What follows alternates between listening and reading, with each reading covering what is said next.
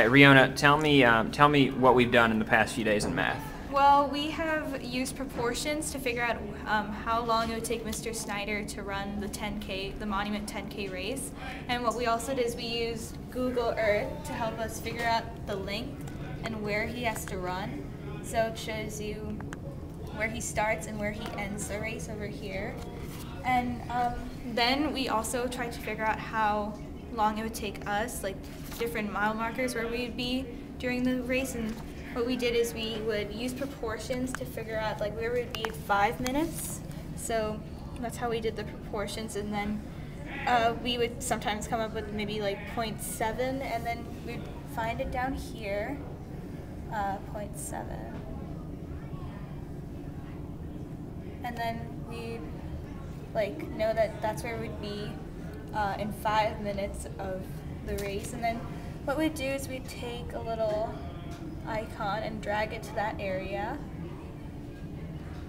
to find a mile marker to help us keep on track. So it might be the address of that street or something on that street, like a monument or some statue that would help us.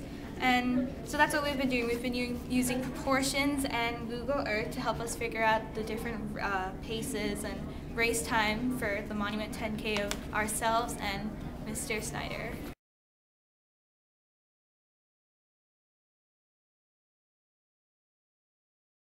What this website does is it shows you all the dots that we have.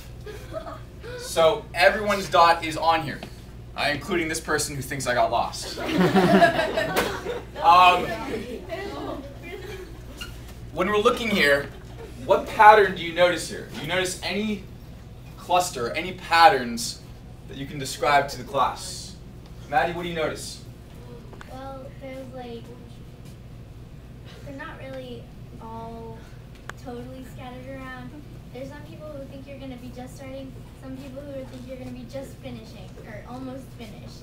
Okay, yeah, this person is, I like this person, they're getting an A. They think I'm going to only be like a couple feet behind them, whereas this person here thinks I'm going to be just starting, so that person's getting an F. But you can see that there's a lot of different predictions here, aren't there? Chris, is there any pattern you see though? Well, I see a pattern of people thinking you're on the way back, and but there's also a few people who think you're not exactly going to do as well. But where do you see the biggest grouping? There's a cluster, like third of the way back. Then there's relatively open group, like just after halfway. Chloe? A majority think that you're going to be near the finish line? Yeah, it looks like a majority think I'm going to be on the way back. If you were to divide this into two halves, the half going out and half coming back, it looks like the majority of the class thinks I'm at least coming back.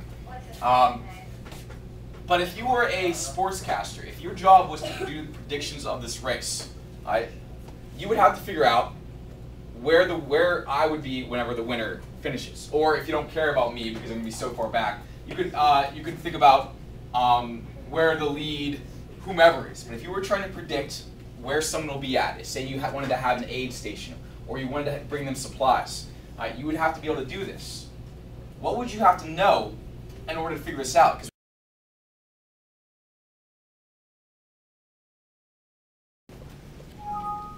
You're going to type in a question, but I want it to be in 5 to 7 words. I don't want a big paragraph. It doesn't have to be in perfect English, doesn't have to be in great grammar. I'm just asking you what topics or what question would you ask or what would you need to know.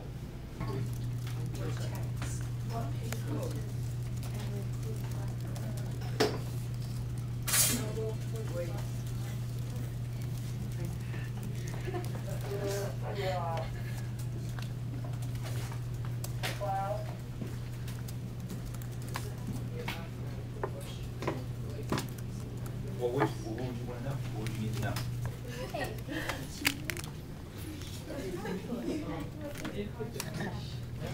Where is Mr. Snyder? Any of the Ivy tours, which one of you was just in the gym?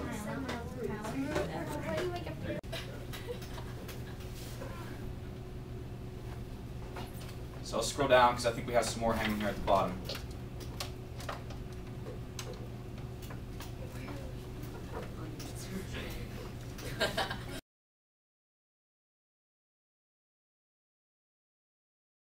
All right, so tell me, what are you trying to look for right now? I'm trying to look for the winners of the last 3 years of the Monument 10K. Okay, and why do you need this information? What's this going to do for you? Well, we can find the average of all the winners of the 10K, and then we can have a better guess of the time that the winner is going to be for this year. Okay, and why do you need to know the winner? What are you doing with the winning time? Well, we're going to see where Mr. Snyder is going to be when the winner crosses the line.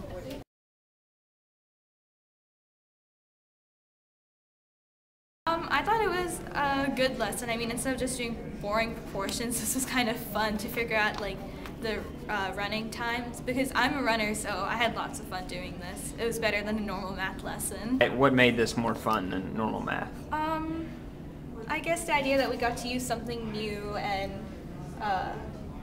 we got to figure out how to use Google Earth, and we haven't gotten to do that with any of our math things yet, so it was like a different lesson. Not a typical, like, read the textbook and answer questions or do practice problems. It was something that related to ourselves that helped us.